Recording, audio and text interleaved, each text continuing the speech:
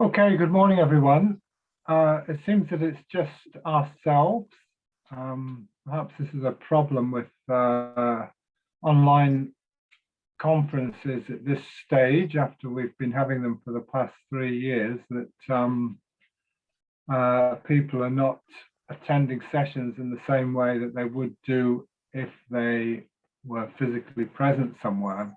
I must say that's the case for me. I haven't been attending other sessions, so I can't really complain about the lack of an audience. Anyhow, let's proceed. James is still trying to join us through, as I said before, he's trying another network to see if he can find a stronger one. So let's proceed. My name is Gordon Crawford, one of the panel conveners, along with Zainab here and with James. It is saying my bandwidth is low. Is it me? Well, we can hear you okay and see you okay, Zainab. So can you hear me?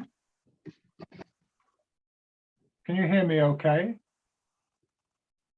She's frozen now. Yeah. Okay. We'll just carry on. Hopefully, I'll just proceed. Yeah. So Zainab, myself, and James are the three conveners. Thank you for submitting your papers. We talked in the methodology section about having a sort of a round table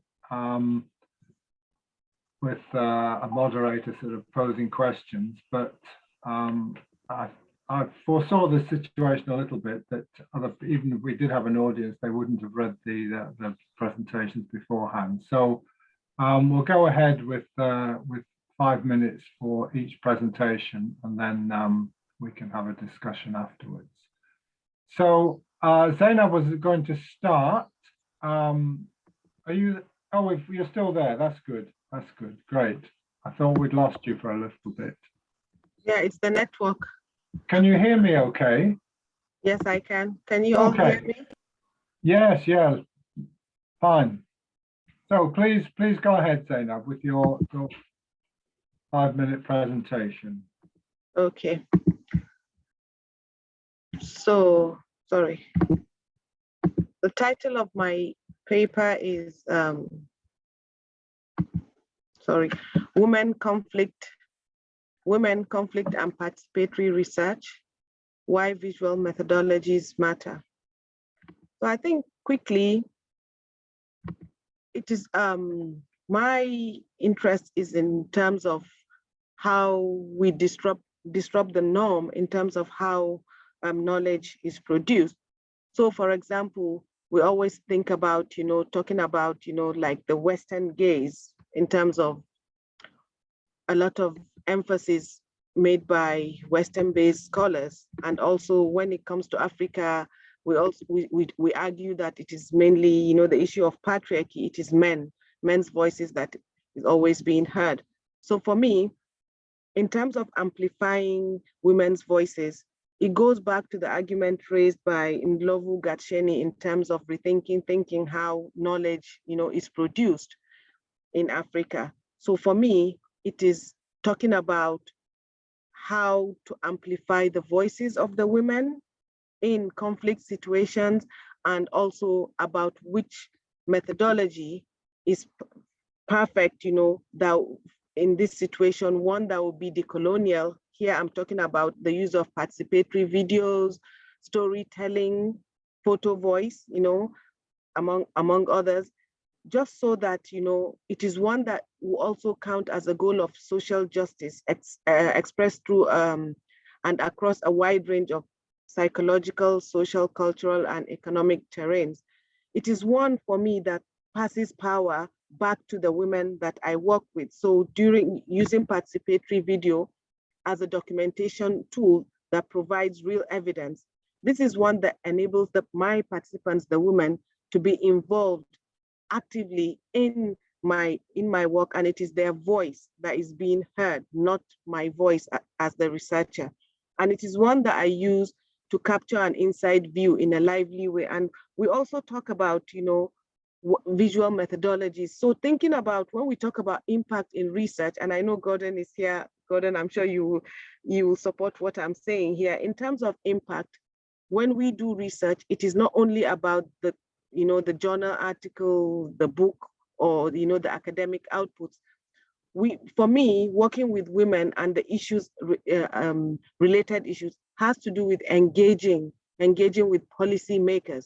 So I think about a methodology that will be easy and accessible to a wide variety of stakeholders. So for me, policymakers, some of the multinational organizations like Shell, in hearing the women's voices firsthand without distortion.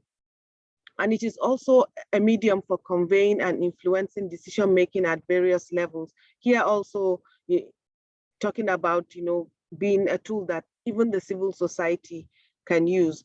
So it is one that the content is verifiable. If there's any argument, it is easy to verify what I have done. But most importantly, the participants determine what is essential and how they wish to be represented. So this is what I use in my work, and the presentation I shared was based on a research I did funded by the ESRC, bringing women's voices back in the peace and conflict dynamics in Nigeria. So it is one that opened up a lot more than I bargained for, and I'm happy to say that using visual methodologies is one that makes the participants feel important, especially when they see themselves. That is of course subject to the approvals, among other things. So they're happy to see themselves and to hear also their voices, and in the process they also tend to learn from other communities that they don't really know. For example, in the Niger Delta, even though they're all situated in the same region, having similar lived experiences, they don't really work together. So part of using visual methodologies is like a mobilization tool, trying to bring them together to share and knowledge, exchange ideas in terms of how to go about, the peace and conflict dynamics. How many minutes do I have, Gordon?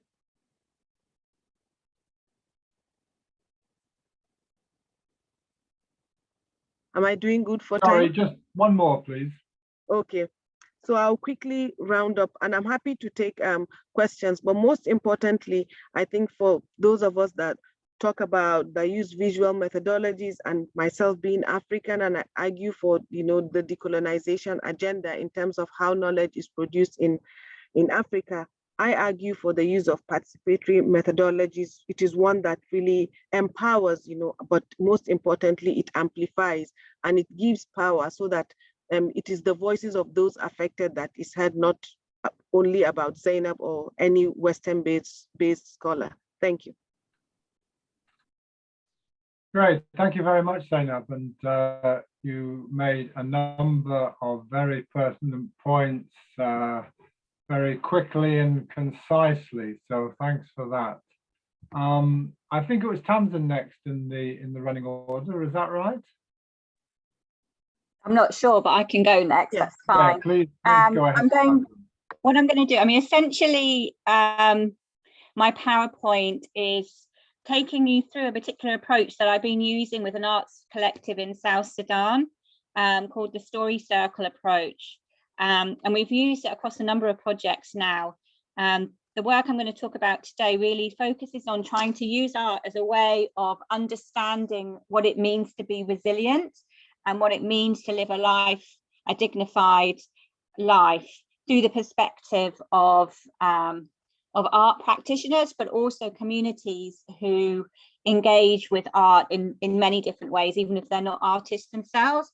And what the research in a nutshell really helped us to see is that we need to have much more nuanced and locally owned definitions of what it means to be resilient. In somewhere like South Sudan, that's and has been for decades in a humanitarian crisis, there's a really stark contrast with how the humanitarian and development sectors really define resilience, very, very narrow in terms of food security, insecurity, and the shocks that trigger waves of the conflict.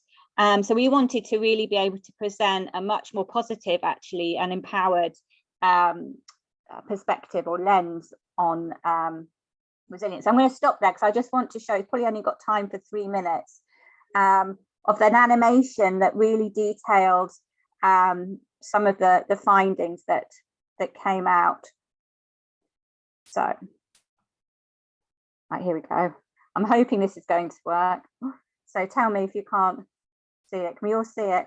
I'll make it full screen in a minute, but I'm just going to. Yeah, we can see it. Thank you. Brilliant. Okay. Make it full screen.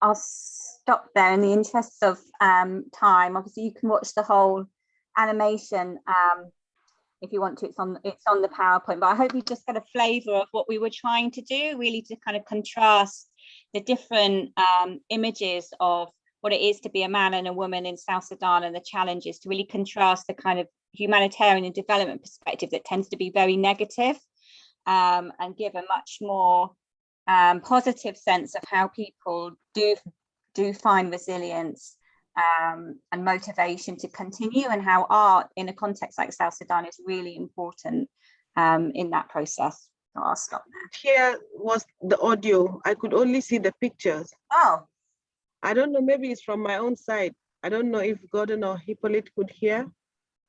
No, it's the same for me. I couldn't hear the audio. Yeah. oh no. No, it's okay. We'll go back to what you submitted and then, Sorry. Yeah, I don't know what that was about.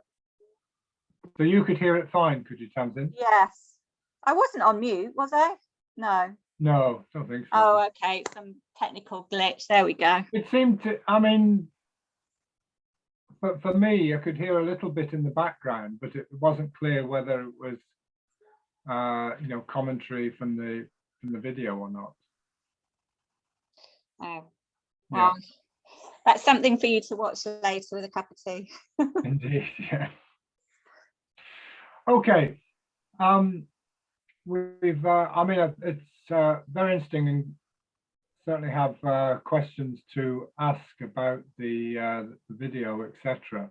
But maybe we should move on and keep questions until the end. So next it's Hippolyte, and Tamsin, for your benefit, I should just say that you know, Zainab, Hippolyte, and myself, we all know each other, and just why I'm being a little bit informal and you know, not, Well, that's good. sort of It helps, I think, informal in these introductions, situations. etc. But you know, Hippolyte works with me at the Centre for Trust, Peace and Social Relations at Coventry University, and Hippolyte is one of our doctoral candidates. Over to you, Hippolyte. Oh, thank you very much, Golden, and everyone. So I'll talk about the arts as the arts and the healing process in Rwanda, in the post-genocide Rwanda. And basically this paper is based on experiences of my experiences as a survivor of the genocide, but as also an artist, practitioner, and also who have been working with the community and using the arts in reconciliation. And probably a little bit about the work I've done myself. I mean, how the art has helped myself, which also helped me to go on to work with the community in Rwanda using the arts in reconciliation. So it started with the story of, you know, how my when after the genocide we were all as children. I was 7 years, and it was really hard in that time. There was disconnection between people and the families, everyone.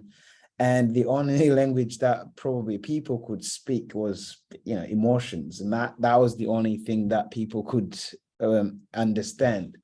And so I couldn't even speak for some I couldn't speak in my classes, which is, you know, a few months after the genocide. And it was hard. So, but through the theater club, children's theater club, which was not an easy thing to do in that time, because children, I mean, the friendship between children of different, different experiences of one family, children from families who survived genocide, children from families who were not survivors of genocide. It was a bit hard to really bring people together just in the chaos. But when we started playing, performing the poetry, performing the art, performing the small children's plays, it was wonderful. It was great, and the community came together. And then I started from there, and from then on, I've been doing the arts. And so in 2016, that's when I started really doing using art, performing art, and mostly the theater of the oppression and theater for development, from the development of Auguste Boer, who said the theater was the language to use that could only be listened between conflicting parties. And that's what I've been using in different forms of theatre for development and forum theatre or theatre of the oppressed that brings people together. In terms, and we have been using it to get some stories from the perpetrators who came out of the who finished their sentences in prison and who have confessed and accepted their participation in genocide.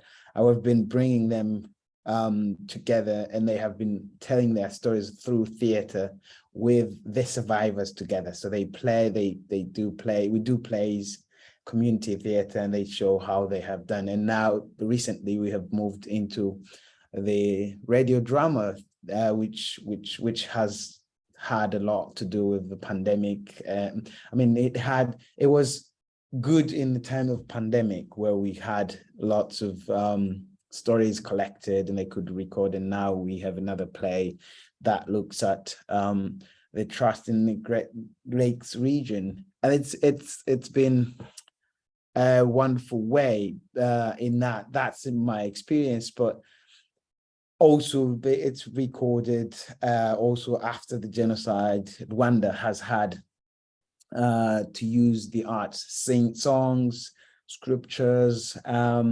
poetry. A lot of them have helped in the post-genocide Rwanda to tell the stories and to mobilize and encourage people in the community to bring them together. And there's a lot that has been written about it, but the power of the arts in the post-genocide Rwanda, which also has been written about in post-conflict or post-genocide or post-conflict or post-war, post-violence communities, it's a very powerful tool for mobilization and for community engagement, and also for therapeutic interventions. And also, I mean, many artists in Rwanda especially have made progress with economic gains or economic profit, economic growth from the arts. And I think so.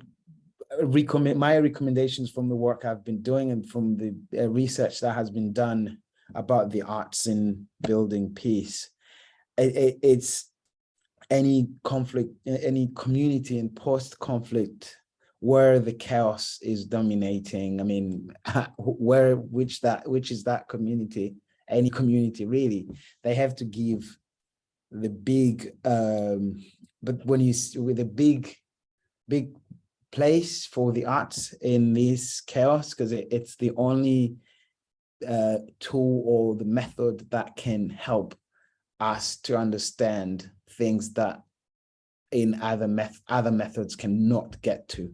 And I think that's probably the main thing as academic, as also a practitioner, I can say. And I'll stop there. We'll answer more in the questions.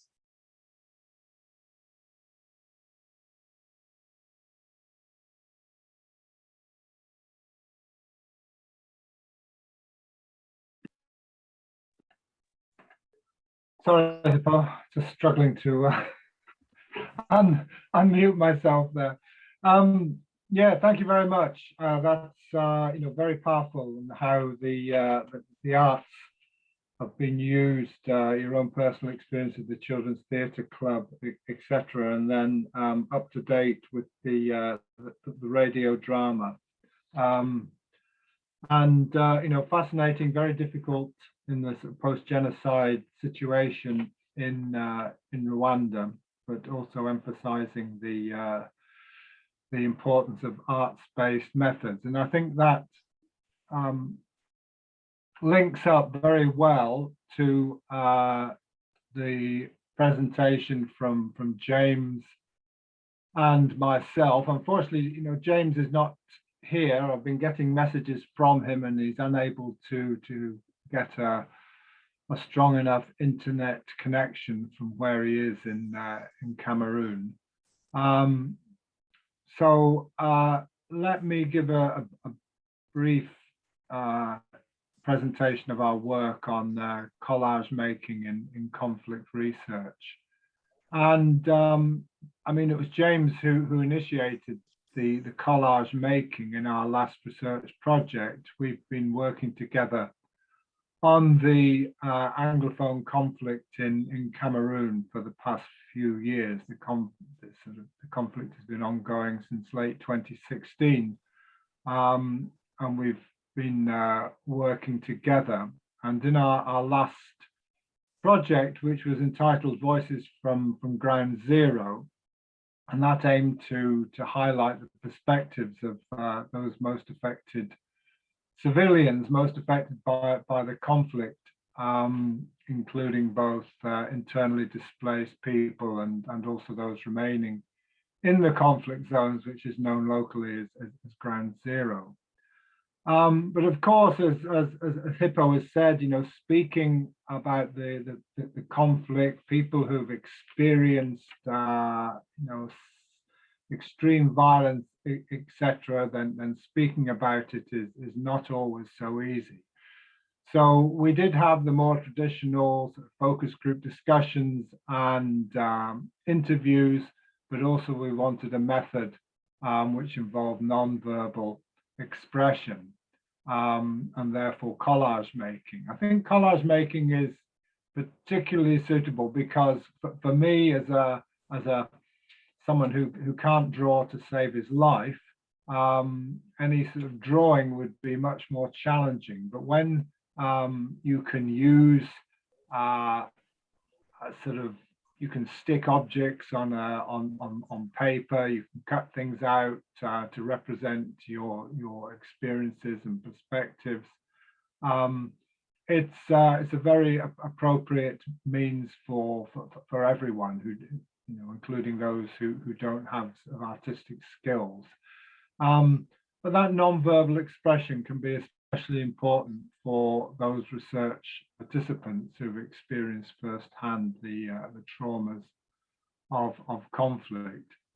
So we, in this project, we undertook collage making sessions in 4 locations, both of inside and outside the conflict affected regions, but within towns where we brought people to sort of safe locations. So we had a total of 65 participants who created 65 collages, and participants were also given the chance to discuss their colleagues at the end with team members if they so wished, and about 1/3 did and the other 2/3 didn't. But from the collages, there were a number of themes that emerged, and in the presentation, in the PowerPoint slides, I've given a few examples of the collages, and so for one person who emphasized the whole history, sort of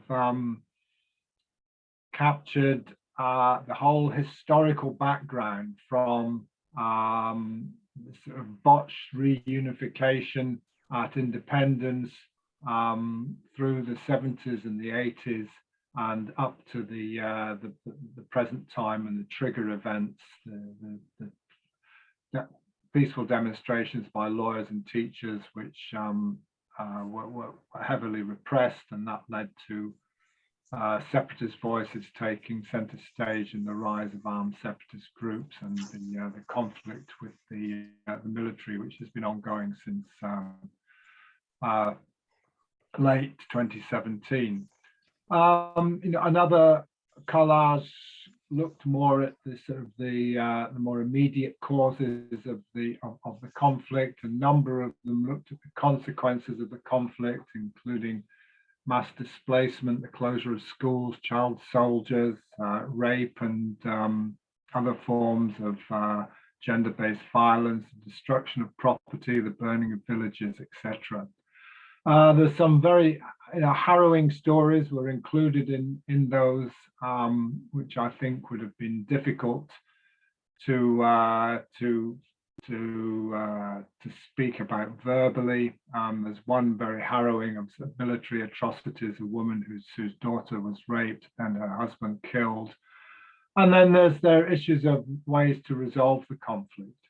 So in all, I think there are a number of benefits of the collage making. It provides that safe space for individual reflection on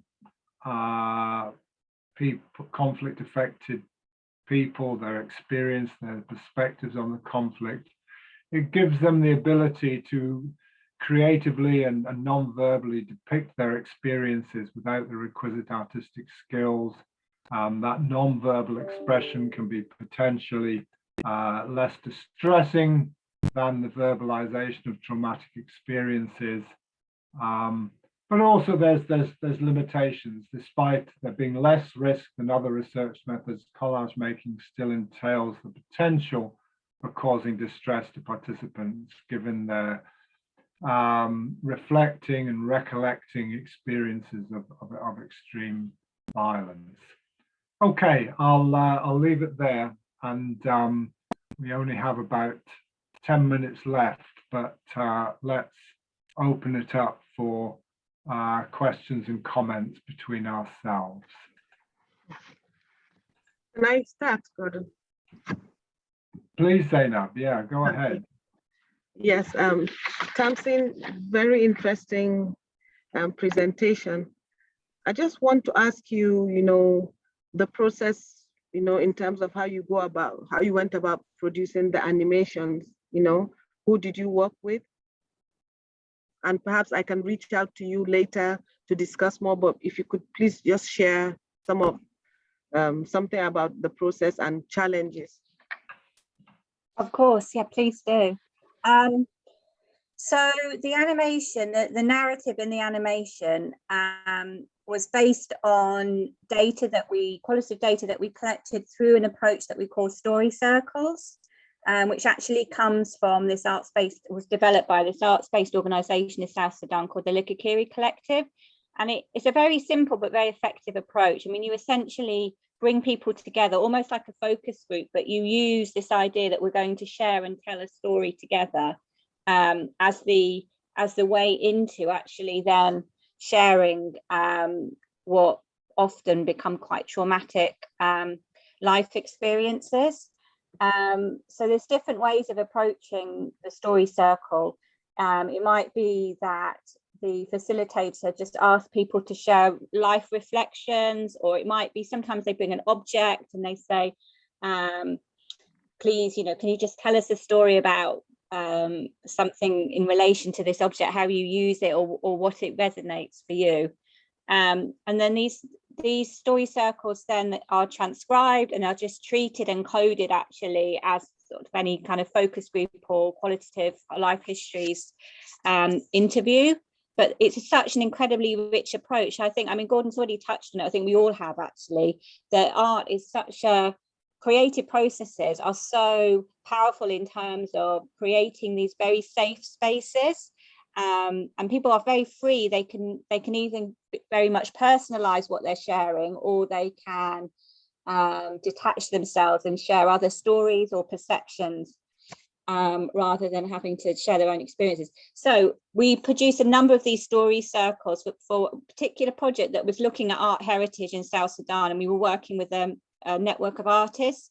So we conducted story circles on different forms of art, including Malaya, which is the embroidery of bed sheets that's very common and that lots of women do. Really beautiful bed sheets that are then sold as part of bride price at the point of marriage. Carpentry we looked at as well, and weaving, beads, lots of different forms. So we did story circles with artists and community members on each of these art forms, and that stories were shared about how people learned the craft or what it meant to them, memories of, a particular woven basket or a particular story around a bed sheet. And we drew out of all of those story circles quite a strong gendered narrative that we felt to be really important, because the only narrative you really hear coming out of the kind of development humanitarian sector, South Sudan, is that it's a really bad country to be a woman. I think Care International named it as the worst place in the world to be a woman, because the statistics on gender-based violence and combatant rape and so on are really horrific. But actually, just looking into these stories, the picture of gender is far more complex, and actually the resilience of women is much more powerful than you would see through these kind of development narratives. And also we can see really beautiful stories shared about the inspiration that male artists find from their wives, you know, and how many art forms, men and women sit together and weave in the baskets, do them together. So actually, you know, there's a lot of kind of important messages around how gender operates and how resilience, both in terms of economics, but also in terms of just literally using the art making space as an important space to share problems and to work out solutions and strategies. So that's the narrative that comes through in the animation, a kind of contradiction. We hear a lot about bride price, and it's linked to kind of the ownership of women, and that relates to the high rates of violence against women, intimate partner violence. But actually, on the other hand, they're really important as income, really important in terms of a form of expression, and just taking women out of the, you know, the insecurity for a moment. And one of the story circles, which is the title of the paper, is about, you know, one woman shared that, you know, when she designs her bed sheet, she's thinking not of the burnt tree, but she's thinking of the beautiful flowers and the colors and the animals, and that takes her to a different place. So she doesn't need to focus on the burnt tree outside her house. That's obviously a symbolic of the conflict. I'll stop there. Yeah, thank you very much. I'll reach out so that, yeah, I have a few. Okay, thank you. Yeah, thank you, Tamsin, and thanks, Zainab, for the question. I mean, I had a similar one in some ways. I was wondering how the narrative was generated. You know, even though we couldn't hear it, we were guessing there was narrative there, but I was wondering how it was generated. But you've answered that in terms of you took it from the previous storytelling that you had undertaken. So that's very interesting. Any other points or questions? So I have a question really for all of us, because I think actually we've all presented and spoken about the importance of art in a very similar way, and I think it actually collectively forms quite an important critique of the you know, of the processes of development, particularly on the ground, and particularly in fragile and humanitarian contexts. And I know art increasingly is finding its way into the activities that implementing partners are pursuing on the ground, but they almost co-opt it. It's, you know, we now see lots of kind of trauma-based art workshops. We have, you know, lots of you know, do you know what I mean? So but that actually is not what we're saying. It's that kind of imposing of, let's have a workshop and we're going to teach you how to paint, and we're going to bring someone in to teach you how to paint, and you can use that as a way to process your trauma. But I think we're talking about something much more indigenous and organic, and observing what is already happening on the ground. So I guess my question to all of us is, you know, how do we bring art in a more meaningful way into development practice? Yes, good question. Thanks very much. I mean, I think it pertains to some of the things you were saying, Zainab, that sort of more general overview that you gave, and where these type of methods, including participatory video, fits into a broader picture of a broader approach, decolonial approach, passing power back to the women, etc. So you might like to comment. Also Hippolyte as well, you know, taking some influence from Boal and theatre of the oppressed. You know, hopefully that's a method which doesn't get co-opted. So perhaps you could provide some comments as well. Zainab, do you want to go first? Okay. So, okay, let me get you. I was busy writing what you were saying, Gordon. What is the question? The question was really about how do we encourage humanitarian and development organizations to use art in a more meaningful and more indigenous, I don't know what the right word is, but in a more meaningful and sensitive way, appreciating how art is used anyway on a day-to-day basis. Yeah, for me, you know, what the question fits perfectly with what I'm currently doing in terms of impact. So one has to do with, you know, so I've done this research, I have this video, you know, this short documentary. But so what I'm currently doing is engaging with policymakers, you know, international donor organizations, among others, and other stakeholders. One has to do with educating them, you know, the power of using arts-based methods, you know, and these are, you know, resources that are spot on, you know, these are, and I, in terms of, you know, getting them here, get the message, you know, firsthand, not using my own words, but hearing directly from the women, for example. So I also have, because I've engaged with some organizations like the World Bank and some Geneva-based peace building organizations, what I'm saying to them is I share with them my film and I show them in terms of policy and, you know, getting attention of people, arts-based methods are really important, you know, and they're really simple. It's not about them sitting to read maybe this 10-page article, you know.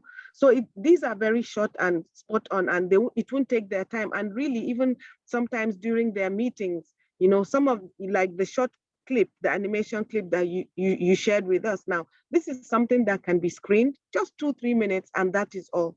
So I think we have to, you know, do a lot more, but most importantly, educating them, sharing with them, you know, examples of some of the work that we've done, and, you know, happy to be a part of, if they're willing to take it further, we should be prepared and be happy to support them. And I'm happy if maybe those of us that are here can think about maybe coming together to think about maybe a project that we could do together to amplify the use of, you know, arts-based methods.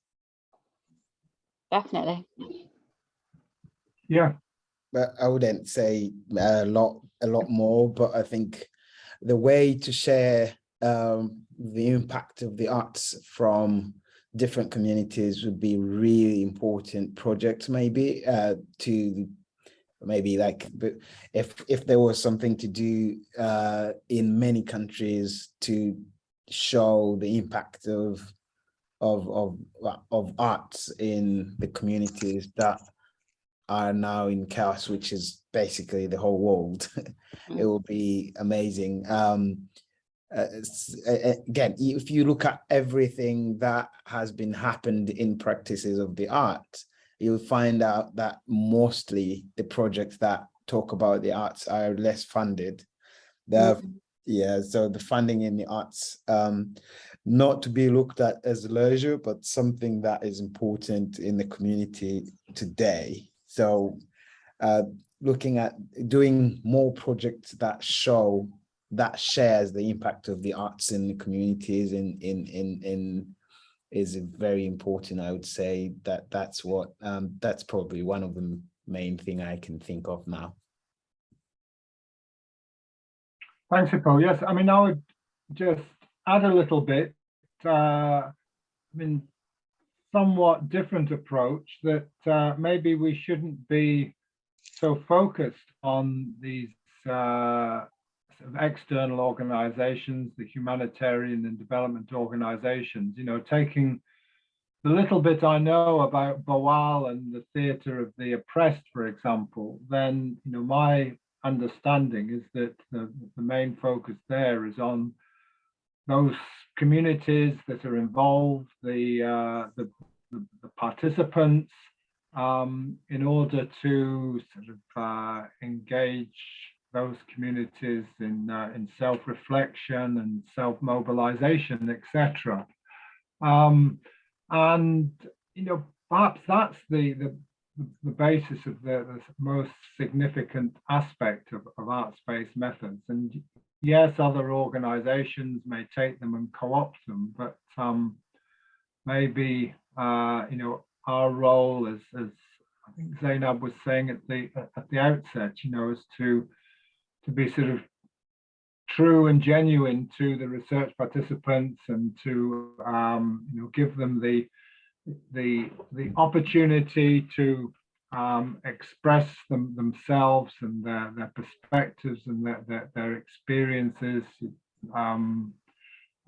know, so that they're actively involved and able, that their voices are able to be heard. And you know, our role as researchers is to facilitate that, but also to remain sort of true and genuine to the voices of those participants. Of course, there's going to be varied views, there'll be complexities, there'll be contradictions, etc. But I see our role as researchers in many instances as facilitating that process where others who are sort of, you know, more oppressed, theatre of the oppressed in Boal's words, or sort of marginalized groups, such as, you know, women affected by sexual violence, gender-based violence, are able to express their experiences, and particularly with each other. Okay, I mean, we've gone over our allotted time, but in some ways I see no reason why we can't continue for a little bit longer. Is that the case, Eginor? Do we have to finish now? It's up to you. Yeah. Okay, thank you. Yeah. So, and any other comments or questions? Yes, I have for Hippolyte.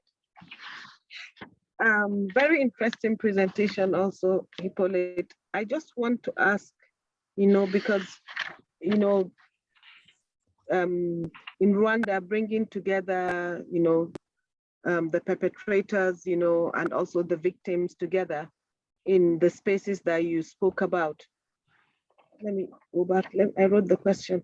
Can you share with me, maybe with us, maybe some of the challenges? Were they all favorably disposed to engaging on such platforms? Yeah, the challenges, I guess, as that they could be divided into two, maybe three ways. And the challenges, first of all, as a researcher, there's still a lot more knowledge needed, training and in that field. So the arts, I mean, the field of the arts practitioners, it's more self-taught artist, which is not bad, but I guess the more we have formally education about the arts, it will be good. So working in that area, all the materials you can find are mainly not documented well. So not enough resources in terms of formal ways you can, okay, go there, try find it, and then easy. And I think the formal training or formal education, no matter what training, was not very available. It was just like, okay, let's do this, let's do that. And I think it's developing, but I think that was a challenge in the first beginning.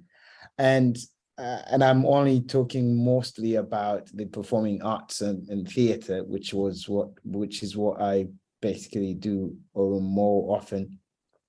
The second thing was the funding, I would say, because it's something that was based on passion, and the funding to reach out to the communities, and probably the way also the available funding in many ways, not necessarily that the funding was not there, but also the way to request funding, also the way to apply for grants or availability of the grants, all that. The funding has been a bit of challenges. Secondly, I mean, thirdly is we're dealing with really traumatic, hard issues, and it requires patience, it requires long time, it requires, we're talking about children. For example, we were doing the theater with children who were born as a result of rape in the genocide, and these are really tough topics that requires a big number of people, not necessarily big number, but the people who are sensitive, who understand the context, who understand this young people, or they're not anymore like very young because they are in their almost 30s, but that doesn't mean that they are not, you know, it means that the trauma actually gets tougher and tougher and tougher. So the training is important, the funding is important, and the team of people who are passionate, who understand the context, not just like bringing things, oh, the art is here, it's going to solve all the problems. Those are the challenges, and that I would point out right now. But there are many more, but these are the main ones I've met in my work as a researcher, as a practitioner as well. Thank you. Thanks, Hippo. Tamsin, have you anything to add in terms of challenges, limitations which you faced in your work? Is that project finished now, or is it ongoing? So it's kind of morphed into another project. So that was a BA project. And we're working on something at the moment. It's AHRC working with Plan International actually, and the Ikikiri Collective, and looking at how the story circle approach can be used both as an effective qualitative research method, but also it's an intervention of it on and of its own, particularly around challenging gender norms, cultural, gender, religious norms. So we're working on that at the moment, which has been quite an interesting journey, working with an international organisation as a research partner. That's for another time. But then that has been challenging, I have to say. And again, it is about trying to make it clear the value of art, an arts-based approach, but the value of it in a kind of untampered way. It's been really difficult. I think art and arts, they're still easily too dismissed. So I think, and coming back to what you said, Gordon, I think we have got a role as researchers to really evidence the importance in terms of what they can do. You know, my work as an applied researcher in ending violence against women and girls, you know, challenging the social norm, we know that's what we have to do. We need to transform the social and gendered norms that essentially lie behind the normalization of violence. How do we do that? It's by creating new narratives that tell a different story. And art is really, especially in somewhere like that, it's really critical in that process, but creating narratives that are owned, particularly by young people, increasingly. I'm believing that. So, yeah, it's a bit of a ramble, but I think, you know, I really liked your take, Gordon, on what I was asking in terms of that's our role. So it would be great, coming back to what Zanab said, if we can find a project that we can, or some funding call that we can put something together for, that's really kind of framing in that way, that building the evidence base. Yeah, definitely, that would be very good. I mean, and this panel has been excellent in that respect, and that it's brought us together. Yeah, exactly.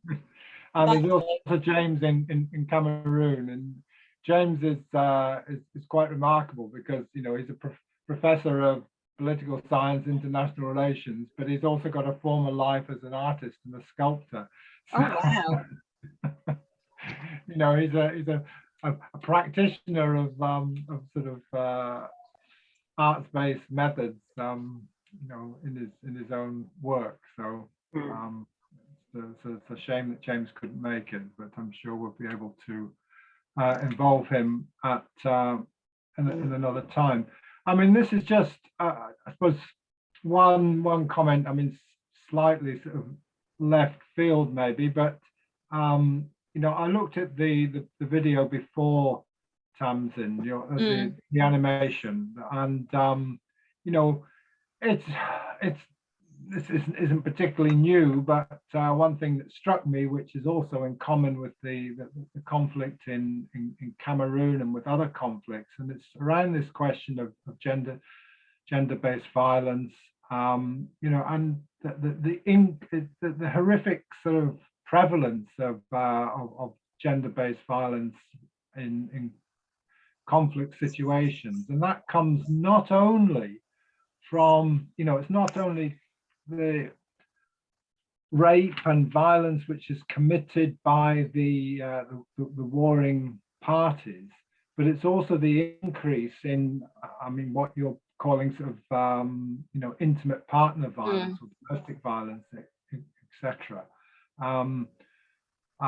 Whether it's through displacement or just, you know, as you say, the normalization of violence, and but it's a really sort of horrible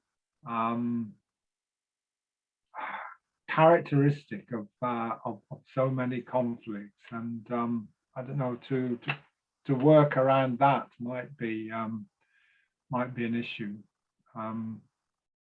Certainly, I'm sure that it was the case in Rwanda, and also your work in Nigeria, Zainab. There's so many different sort of conflicts there, the Niger Delta, the sort of other conflicts in the north around Boko Haram, farmer herder conflicts, etc.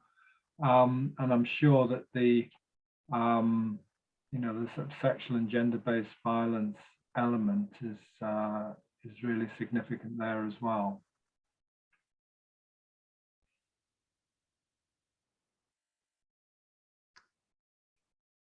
Yeah. Zainab, are you speaking?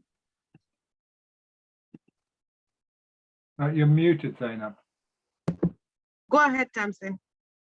No, I was just going to say, I mean, I think there's a lot that's been talked about rape as a weapon of war, but actually the data shows us that it's intimate partner violence that spikes up, is of much higher prevalence during conflict as it is in non-conflict times.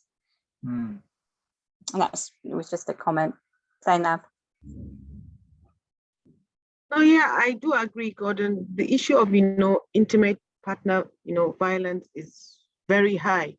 And, you know, it is interesting because women, you know, local women don't even regard that as a problem, right? At the local level, it's just like agreed as the norm. And most of these are not reported. Within the context of Africa, even if some of these are reported, it is a situation where it is your husband, right? You shouldn't deny your husband when that satisfaction when he is ready. So this is a major problem and an interesting area to look into. Yeah, I think, you know, what came out in Tamsin's animation, and also what's come out in our findings in Cameroon, is the increased prevalence of that violence, which is, you know, it's not violence which is perpetrated by the warring parties. That's there as well, but this is also, you know, violence, sexual violence, which is perpetrated in sort of domestic situations, within sort of conflict situations, that increases, whether it's due to overcrowding in accommodation, due to people being displaced, or just that there's increased gender-based violence in situations of war, but it's that increased prevalence which I think is a particular concern. Anyway, I mean, there's lots of literature on this, of course. It's not a literature I'm particularly familiar with, but if we were going forward, that seems to be one issue that is a common issue which has come out in our discussions today.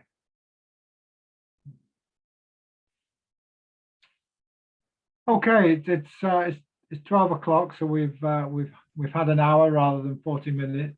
It's been despite some of the grim elements of conflict and violence, etc. I think it's been very positive in terms of the approach that we've been taking in common, and sort of trying to highlight and amplify the voices of marginalized groups, and thinking about our role in doing so. So thanks very much to one and all, and look forward to future collaborations. Yeah, absolutely lovely to meet you all. Thank you. Thank you. Thank you. Okay, take care, everyone. Bye. Bye bye. Bye bye. Bye.